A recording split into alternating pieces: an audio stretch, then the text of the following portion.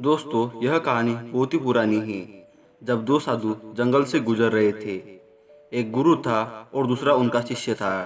एक बुजुर्ग था और दूसरा युवा था। बूढ़े साधु ने अपने कंधे पर एक झोली टांग रखी थी। कोई वजनी चीज लटकी हुई मालूम पड़ती थी। खराब रास्ता और दूर दूर तक कोई भी नहीं दिखाई पड़ता था। उस बूढ़े साधु ने अपने शिष्य को पूछा कि बेटे, जंगल में डर तो नहीं लग रहा है ना? अपनी गुरु की बात सुन उस युवा सन्यासी को बहुत हैरानी हुई, क्योंकि आज तक उसके गुरु ने इस तरह का प्रश्न कभी नहीं पूछा था। वह युवा सन्यासी अपने गुरु से कहता है कि गुरुदेव, डर कैसा? यह जीवन तो नश्वर ही है ना, तो डर कैसा? गुरु ने कहा, ठीक है, हम आगे बढ़ते हैं। दोनों गुरु शिष्य अपने मार्ग में आगे बढ़ते हैं। रात और गहरी होने लगती है और सन्नाटा और ज्यादा छाने लगता है। गुरु दोबारा से अपने शिष्य से पूछता है, बेटे, कोई डर तो नहीं लग रहा है ना? शिष्य चौंकता है और कहता है कि डर कैसा और किस बात का डर? हम सन्यासी हैं, भला हमें कैसा डर? शिष्य की बात सुनकर गुरु ने कहा, ठीक है, हम आगे बढ़ते हैं। थोड़ा आगे चलने पर उन्हें एक कुआं मिलता है। शिष्य कुएं से पानी निकालता है और अपने गुरु को दे देता है। गुरु अपने शिष्य को झोला दे देता है और पानी पीने लगता है। शिष्य को शक तो पहले से ही था कि झोले में कुछ तो जरूर है, क्योंकि बिना कारण भय पैदा होना असंभव है।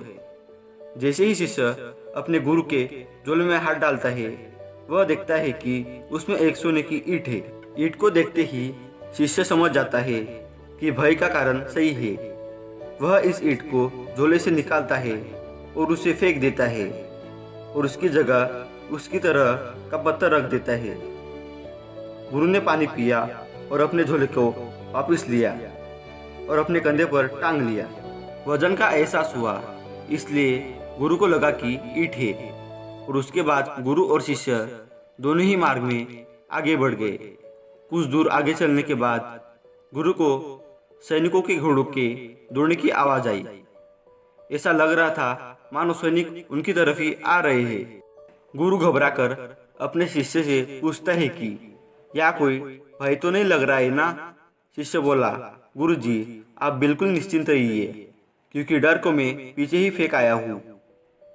गुरु घबराए अपने झोले में देख लिया, वहां पर सोने की ईंट नहीं थी, बल्कि उसकी जगह एक उसी तरह का दिखने वाला एक पत्थर रखा हुआ था। गुरु अपने शिष्य से कहता है कि तुमने ठीक कहा कि तुमने भय को पीछे ही छोड़ दिया था, पर पागल, तुमने यह मुझे पहले क्यों नहीं बता दिया?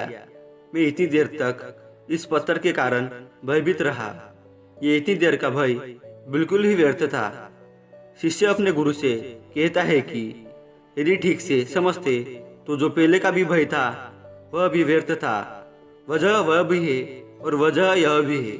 यह पत्थर दिखाई पड़ता है और वह सोना दिखाई पड़ता था। यदि आप भी इस पत्थर को ना देखते तो आपकी पूरी रात डर में बीतती। उसके बाद वह बूढ़ा गुरु अपने झोले से उस पत्थर को निकालकर फेंक देता है और पूरी रात निश्चितता के साथ सोता है।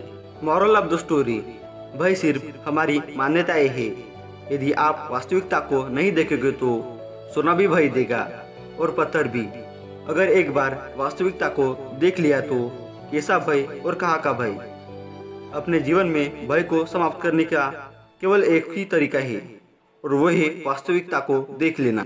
दोस्तों, यह कहानी आपको पसंद आई होगी तो वीडियो को जरूर से लाइक करना और हमारे YouTube चैनल को सब्सक्राइब जरूर करना, ताकि ऐसे वीडियो आपको हर रोज मिलेंगे।